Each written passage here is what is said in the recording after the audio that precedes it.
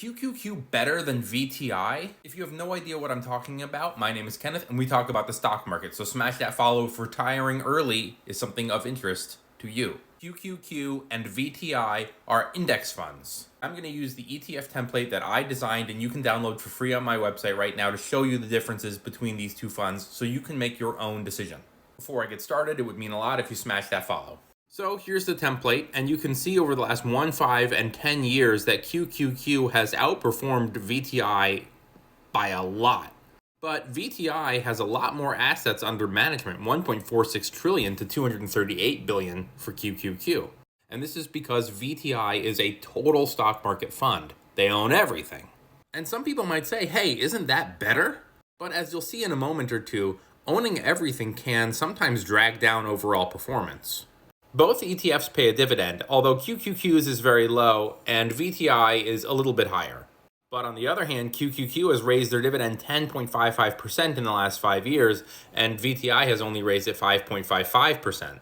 Both ETFs will pay quarterly dividends, and they both have expense ratios or fees. And QQQ has a higher expense ratio than VTI, but anything under 1% is generally considered low.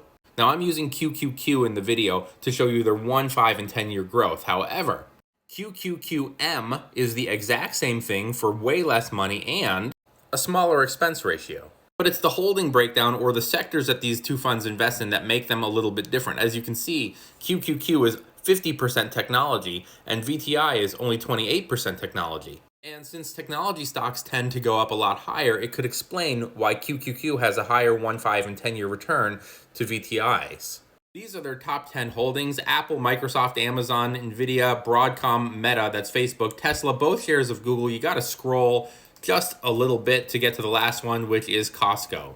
And VTI's top 10 holdings are a little bit similar: Apple, Microsoft, Amazon, Nvidia, Google, Meta, that's Facebook, the other class of Google stock, Tesla, Berkshire Hathaway Class B, and Eli Lilly.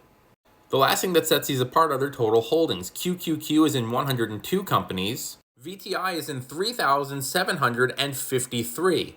VTI also tends to underperform the S&P 500 index funds by around 10%, at least in the last 10 years, probably because they have over 3,700 companies, and some of those are losers that can drag down overall performance. So let me know in the comments below which one you think is better, QQQ or VTI.